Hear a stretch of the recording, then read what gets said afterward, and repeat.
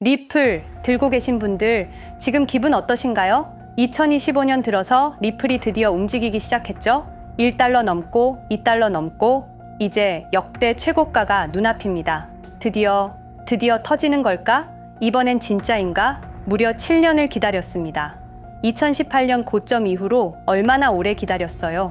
그 사이에 비트코인은 몇 번이나 신고점을 갈아치웠고 이더리움도 폭등했고 심지어 애들 장난 같은 밈코인들도 수십 배씩 올랐는데 리플은 그저 잠들어 있었죠. 기술은 좋다는데 왜 안 오르지? 파트너십은 많다는데 왜 이렇게 조용하지? 언젠간 오르겠지. 그렇게 7년을 버텼습니다. 그리고 2025년 드디어 리플이 깨어났습니다. 금리 인하 사이클이 시작됐고 트럼프 정부가 암호화폐 친화 정책을 펴고 SEC 소송도 사실상 이겼고 모든 악재가 해소되니까 리플이 폭발한 겁니다. 지금 여러분 마음속에는 희망이 차오르고 있을 거예요. 이제 진짜 시작이구나. 신고점을 넘으면 그 다음은 10달러, 20달러 가겠지. 7년 기다린 보상을 받는구나. 맞습니다. 그럴 수도 있죠. 하지만 한 가지만 물어볼게요. 혹시 2020년 12월 22일 그날을 기억하시나요? 그날도 지금처럼 희망이 가득했습니다. 2020년 말 리플은 0.6달러까지 올라왔었어요. 코로나 팬데믹에서 회복하면서 시장이 살아나고 있었죠. 이제 본격적으로 오르는구나. 투자자들은 그렇게 믿었습니다. 그런데 그날 밤 9시 30분 모든 게 무너졌습니다. SEC 기소, 하루 만에 63% 폭락, 거래소 상장 폐지, 148만 명이 당했고 27조 원이 증발했습니다. 왜 하필 그 타이밍이지? 예고도 없이 이렇게. 그때 우리는 이렇게 생각했죠. 타이밍이 나빴어. 규제 리스크를 예상 못했어. SEC가 원래 이런 거지 뭐. 암호화폐 시장이 그런 거고. 그렇게 납득하려고 했습니다. 하지만 뭔가 석연치 않았어요. 왜 SEC 의장은 임기 마지막 날에 기소했을까? 왜 이더리움은 괜찮다고 했는데 리플은 증권이라고 했을까? 왜 기소 직전에 누군가 대량으로 리플을 팔았을까? 의문은 계속 쌓여갔습니다. 그리고 5년이 지난 지금 이상한 일들이 또 벌어지고 있습니다. 2020년에 리플을 기소했던 그 SEC 의장, 지금 어디 있는지 아세요? 리플 경쟁사들에 투자하는 회사에 있습니다. 암호화폐 친화적이라는 트럼프 정부의 백악관 암호화폐 정책 담당자가 누군지 아시나요? 실리콘밸리에서 온 사람입니다. 그것도 특정 네트워크에 속한. 그리고 리플이 워싱턴에 수년간 심어놨던 로비스트들, 트럼프 취임 2주 만에 전원 축출됐습니다. 공식 이유는 이해관계 충돌. 이게 다 우연일까요? 지금 리플은 신고점을 눈앞에 두고 있습니다. 여러분은 희망에 차 있죠. 하지만 혹시 2020년이 반복되는 건 아닐까요? 혹시 누군가 리플이 정말 날아오르기 직전에 또다시 뭔가를 할 건 아닐까요? 아니야, 이번엔 다르지. SEC 소송도 이겼잖아. 법적 리스크도 해소됐고 정부도 우호적이잖아. 정말 그럴까요? 아니면 우리가 모르는 뭔가가 또 진행되고 있는 걸까요? 여러분, 투자에서 가장 위험한 순간이 언제인지 아세요? 희망에 가득 차 있을 때입니다. 이제 오르기만 하면 돼 라고 생각할 때 바로 그때 당합니다. 2020년이 그랬어요. 그때도 우리는 안심하고 있었습니다. 그리고 하루 만에 모든 걸 잃었죠. 저는 같은 실수를 반복하고 싶지 않습니다. 그래서 5년 동안 추적했어요. 2020년 12월 22일 그날 밤에 정확히 무슨 일이 있었는지, 누가 왜 리플을 공격했는지, 그리고 지금 그들이 무엇을 하고 있는지 273개의 문서를 분석했습니다. 그리고 발견했습니다. 충격적인 진실을. 2020년 12월 22일의 폭락은 사고가 아니었습니다. 누군가 치밀하게 계획한 것이었어요. 그리고 그 누군가는 아직도 활동 중입니다. 지금도 리플을 주시하고 있습니다. 여러분이 신고점 돌파를 꿈꾸는 바로 이 순간에도 과장 아니야? 음모론 아니야? 그렇게 생각하실 수도 있어요. 저도 처음엔 그랬습니다. 하지만 증거를 보면 음모론이 아니에요. 패턴이 있습니다. 연결고리가 있어요. 이름도 있습니다. 그리고 그 이름들은 여러분도 아는 사람들입니다. 여러분이 혁신가라고 존경하던 사람들, 테크 산업의 영웅이라고 불리던 사람들, 바로 그들이 리플을 죽인 겁니다. 왜 그들이 리플을 제거하려 했는지 알아야 지금 투자를 계속 유지할지 아니면 빠져나갈지 판단할 수 있습니다. 신고점 돌파 앞에서 흥분하고 있을 때가 아니에요. 냉정하게 봐야 합니다. 과거에 무슨 일이 있었는지, 지금 무슨 일이 벌어지고 있는지, 여러분의 투자를 지키고 싶다면, 아니, 2020년의 악몽을 반복하고 싶지 않다면 지금부터 집중해 주세요. 제가 5년간 추적한 진실을 공개하겠습니다. 2020년 12월 22일 오후, 우리가 투자했던 리플이 하루아침에 반토막이 났습니다. 당시 리플은 63% 급락했습니다. 마치 은퇴 자금이 하루아침에 반토막 나는 것과 같은 생존 본능을 자극하는 충격이었습니다. 그때 리플에 투자하셨던 분들이라면 누구나 기억하실 겁니다. 누군가는 그날 하루 만에 수천만 원을 잃었고 어떤 이는 수억이 사라지는 걸 그저 눈 뜨고 지켜볼 수밖에 없었습니다. 그리고 그날부터 진짜 전쟁이 시작됐습니다. 그때는 우리가 잘못 판단한 줄 알았습니다. 하지만 5년간 추적한 결과 알아낸 진실은 이것은 우연이 아니었습니다. 누군가 치밀하게 계획한 암살이었습니다. 먼저 왜 누군가가 리플을 없애려 했는지 이해해야 합니다. 스위프트라는 시스템을 아시나요? 현재 200여 개국 11,000개의 금융기관이 사용하는 글로벌 송금 네트워크입니다. 벨기에에 본부를 두고 있지만 실질적으로는 미국이 완전히 통제하고 있습니다. 스위프트가 왜 무서운 권력이라고 말을 하냐면요. 2012년 이란 핵제재 때 이란 은행들을 스위프트에서 완전 퇴출시켰습니다. 그 결과로 이란의 경제는 즉시 붕괴가 됐죠. 그리고 2022년 러시아의 우크라이나 침공 후 러시아 주요 은행들도 스위프트에서 퇴출됐는데 그 직후 바로 러시아의 루블화는 30% 이상 폭락했습니다. 즉, 스위프트에서 쫓겨나면 그 나라는 국제거래에서 완전히 고립됩니다. 그런데 리플은 이 모든 것을 우회할 수 있었습니다. 며칠 걸리던 송금이 리플에선 5초면 끝났습니다. 기존엔 몇만 원씩 들던 수수료가 1원도 안 들었습니다. 거기다가 중개은행까지 불필요했습니다. 그리하여 2017년 리플의 위력이 증명되었습니다. 일본 SBI 그룹, 뱅크 오브 아메리카, 산탄데르 은행 등 200개 이상 금융기관이 리플 파트너십을 검토했습니다. 연간 200조 원 규모의 국제 송금 시장에서 리플이 스위프트를 완전히 대체할 수 있다는 것이 증명된 순간, 바로 이때 누군가에게는 생존 위기가 된 것입니다. 리플은 단순한 암호화폐가 아니었습니다. 리플은 미국이 전 세계를 통제하는 금융무기인 스위프트에 대한 직접적인 도전이었습니다. 스위프트는 돈의 흐름을 틀어쥔 지배의 손길이었습니다. 핵보다 강한 권력, 바로 통화망입니다. 리플 사건을 파헤치다 보니 소름 끼치는 단서들이 발견되기 시작했습니다.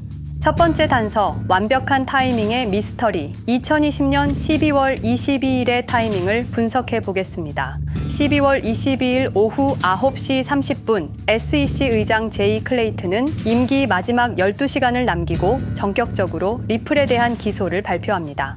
그 다음 날인 12월 23일, 제이 클레이튼은 SEC 의장직에서 사임하죠. 충격적이게도 바로 다음 날, 제이 클레이튼은 월리버 에셋 매니지먼트라는 헤지펀드의 자문 역할로 합류하게 됩니다. 월리버 에셋 매니지먼트는 당시 리플과 라이벌 구도를 형성하고 있던 비트코인과 이더리움에 우리 돈 8천억이라는 거액을 투자한 회사였습니다. 그런데 클레이튼은 리플을 기소한 바로 다음 날 이 회사의 자문이 되었습니다. 두 번째 단서, 이더리움 특혜의 진실. 2018년 6월 14일, SEC 기업금융국장 윌리엄 힌먼의 충격적인 연설이 있었습니다. 현재 이더리움의 제공과 판매는 증권 거래가 아니라고 본다. 그런데 힌먼은 SEC에 오기 전 심슨 대처라는 로펌에서 근무했는데 이 로펌은 이더리움 엔터프라이즈 얼라이언스 멤버였습니다. 더욱이 SEC, 재직 중에도 해당 로펌으로부터 상당한 수입을 유지하고 있었습니다. 반면 리플은 리플 CEO가 직접 만나서 명확한 지위를 요청했지만 시간이 더 필요하다며 3년을 더 기다리게 했습니다. 세 번째 단서, 결정적 발견. 가장 충격적인 단서를 발견했습니다. 2020년 12월 22일 리플 기소 발표 직전에 누군가 대량의 리플 매도 주문을 넣었다는 정황이 포착되었습니다. 마치 미리 알고 있었다는 듯이 말입니다. 이 흔적들을 추적하던 중 예상치 못한 곳으로 연결되었습니다. 실리콘밸리였습니다. 은행이나 정부가 아니라 테크 기업들이었습니다. 그것도 우리가 혁신과 자유의 상징으로 알고 있던 바로 그 실리콘밸리 말입니다. 이 세 명의 인물, 이 세 개의 사건, 전혀 관련이 없어 보이지만 공통점이 하나 있습니다. 모두가 실리콘밸리 금융 네트워크와 직접 연결되어 있었다는 겁니다. 모든 흔적이 한 곳을 가리키고 있었습니다. 리플을 제거한 배후로 의심되는 세력들, 많은 단서들이 결국 이곳을 가리키고 있었습니다. 바로 페이팔 마피아라는 이름의 거대한 네트워크였습니다. 2002년 10월 3일 페이팔이 이베이에 매각되었습니다. 이때 페이팔을 퇴사한 50명 중 38명이 새로운 기업을 창업하거나 거대한 투자를 시작했습니다. 그들은 서로 관계를 꾸준히 유지하면서 창업한 기업에 서로 투자하고 때로는 동업하면서 상호 성장하는 거대한 네트워크를 만들어냈습니다. 2025년 현재는 우리나라의 GDP보다 큰 규모의 자산을 움직이는 네트워크가 되었습니다. 이제 그들은 기업가가 아닌 제국의 지배자가 되었습니다. AI, 국방, 금융, 심지어 법까지도 전부 그들의 손안에 들어왔습니다. 그중 핵심 인물이 바로 피터 틸인데요. 팔란티어를 창업한 사람입니다. 팔란티어는 CIA, FBI, 미 국방부 등의 정부기관에 데이터 시스템을 독점으로 공급하고 있습니다. 피터 틸이 직접 설립하거나 자문을 한 회사만 무려 59개나 되는데요. 가장 유명한 사례는 페이스북의 첫 외부 투자자였다는 겁니다. 우리 돈 약 6억 정도를 투자해서 수조 원의 수익을 올렸거든요. 그리고 나서 2025년 트럼프 2기 행정부의 공동인수위원회 의장으로 발탁이 된 인물입니다. 2001년 충격적인 9.11 테러 후 그는 우리의 사기 탐지 기술을 국가 안보에 쓸 수 있다며 2003년 펠런티어를 창업했습니다. 창업과 동시에 CIA의 벤처 펀드 인큐텔로부터 투자를 받았습니다. 그리고 피터 틸은 단순히 사업만 한 것이 아닙니다. 정치인을 직접 키워냈습니다. 현재 미국 부통령인 JD 벤스는 피터 틸의 미스릴 캐피탈에서 일했고 피터 틸의 지원을 받아 나르야 캐피탈을 창업했습니다. 트럼프에게 벤스를 소개한 것도 피터 틸입니다. 그리고 일론 머스크, 우리에게는 테슬라, 스페이스X, 그리고 X로 유명한 인물이죠. 머스크 역시 트럼프 2기 행정부에 입각해서 정부 효율 성부, 도지의 수장으로 일했습니다. 연방정부 전체의 예산 삭감 권한을 가진 엄청난 자리였습니다만 지금은 트럼프와 갈등을 벌이고 있기도 하죠. 그런데 그가 트럼프의 2024년 대선 최대 후원자라는 건 변하지 않습니다. 무려 2억 9,148만 달러, 우리 돈으로 약 4,300억 원을 기부했는데요. 머스크는 그때부터 기술과 권력을 통합하려는 제국 건설에 나섰습니다. AI, 화성, 인터넷, 금융, 이제는 인류의 생각 그 자체까지 장악하려 하고 있습니다. 머스크는 원래 트럼프 지지자가 아니었습니다. 오히려 바이든을 지지했죠. 하지만 바이든 정부가 백악관 전기자동차 정상회담에서 GM과 포드는 초대하고 테슬라의 수장인 자신은 제외시키자 마음의 상처를 입은 머스크는 공화당 지지자로 돌아섰습니다. 그리고 머스크의 시장 조작 능력은 이미 입증되었습니다. 2021년 5월 환경 문제로 비트코인 결제 중단이라는 트윗 하나로 비트코인을 폭락시킨 후 뒤로는 더 싸게 매집했습니다.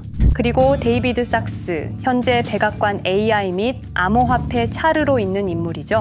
모든 암호화폐 정책 최종 결정권을 가진 자리에도 페이팔 마피아가 장악한 겁니다. 마지막으로 제드 맥켈럽, 우리에게는 리플의 배신자로 알려진 인물인데요. 아시는 것처럼 리플 공동 창업자였지만 리플을 나와서 스텔라루멘을 출시한 사람입니다. 2013년 리플 퇴사 후 90억 개의 리플을 보유한 상태로 갈등을 벌이다가 결국 2022년 7월까지 리플을 완전 매도해서 4조 2천억의 천문학적인 수익을 올렸습니다. 자, 그런데 여기서 기묘한 커넥션이 나오는데요. 2025년 6월 페이팔의 페이팔 USD가 스텔라루멘 체인으로 이전을 발표합니다. 그리고 SEC 의장 제이 클레이튼도 이들과 연결되어 있었습니다.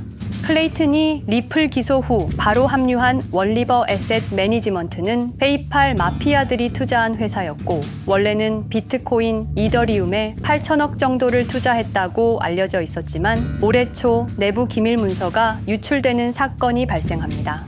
그 문서에는 스텔라루멘에 700억 가량 투자했다는 사실과 피터 틸의 팔란티어 주식 1조 6천억 원어치, 그리고 페이팔 USD에 대한 투자 내용도 있었습니다. 더욱 충격적인 건 리플 경쟁사들의 집중적인 투자를 이어오고 있었다는 겁니다. 이제 모든 퍼즐이 맞춰지는 느낌이죠. 페이팔 마피아의 리플 제거 작전을 시간 순으로 정리해보자면 1단계, 내부 침투. 제드 맥켈럽이 리플 공동 창업자로 참여해 핵심 기술을 습득한 후 2013년 의도적 갈등 조성 후 퇴사. 90억 개의 리플을 보유한 채 시한폭탄을 설치했습니다. 2단계, 정부 인프라 구축. 피터 틸의 팰런티어가 2003년 CIA 벤처 펀드 투자로 창업 후 2020년까지 주요 정부기관 핵심 시스템을 장악했습니다. 3단계, 경쟁사, 특혜 공작. 윌리엄 힌먼을 통해 2018년 6월 이더리움은 증권이 아니다 발언을 이끌어내면서 리플을 3년간 의도적으로 지연시켰습니다. 4단계, 마지막 일격. 제이 클레이튼이 임기 마지막 12시간 전에 리플을 기소한 후 다음 날 사임, 바로 그 다음 날 리플 경쟁사에 투자하는 회사의 자문으로 합류했습니다. 5단계, 대체제 준비. 2023년 8월 페이팔 USD 스테이블 코인을 출시하고 2025년 6월 제드의 스텔라 블록체인으로 확장을 발표했습니다. 제드의 리플 매도 자금이 스텔라 개발에 투입되었습니다. 6단계, 정치권 완전 장악. 데이비드 sak스가 모든 암호화폐 정책 최종 결정권을, 일론 머스크가 정부 예산 삭감 권한을, 피터 틸이 트럼프 인수위원회 공동의장직을 차지했습니다. 동시에 테크 기업들의 로비 활동도 급증했습니다. 메타는 2024년 역대 최고 금액인 2,443만 달러를 로비로 지출. 메타의 로비스트는 2016년 31명에서 2024년 65명으로 증가했는데요. 의원 8명당 로비스트 1명을 붙인 꼴입니다. 아마존은 의원 6명당 1명씩 담당 로비스트가 붙을 정도로 규모를 확대했고요. 7단계, 경쟁 세력 완전 제거. 데이비드 sak스가 백악관 정책 담당자로 취임한 지 2주 만에 리플이 지난 수년간 워싱턴에 배치해 놓은 주요 로비스트들이 하루아침에 모두 축출되었습니다. 공식적인 이유는 이해관계 충돌이었지만 실제로는 경쟁 세력 제거 작전이었습니다. 이로써 리플을 대변할 수 있는 마지막 정치적 통로마저 완전히 차단되었습니다. 페이팔 마피아의 계획은 리플 공격이 끝이 아니었습니다. 현재 새로운 타겟을 노리고 있습니다. 그리고 그 타겟은 단순한 암호화폐가 아닙니다. 그건 머스크조차 경계할 수밖에 없는 존재, 통제 불가능한 AI 코인이었습니다. 리플에 대한 공격이 성공한 것처럼 보이지만 그들이 아직 해결하지 못한 하나의 문제가 남아 있습니다. 한 AI 코인이 일론 머스크의 테슬라 AI와 XAI를 위협할 수 있는 기술력을 가지고 있다는 것입니다. 그래서 전략이 바뀌었습니다. 죽일 수 없으면 소유하자. 머스크가 이 코인을 경계하는 증거들이 몇 가지 있는데요. 지난 6개월간 머스크의 행동 변화가 포착되었습니다. XAI에 대한 급격한 추가 투자 발표가 이어졌고 테슬라 AI 개발 속도를 급격히 가속화시키고 있습니다. 그리고 특정 AI 기술에 대한 부정적 언급이 증가하고 있는데요.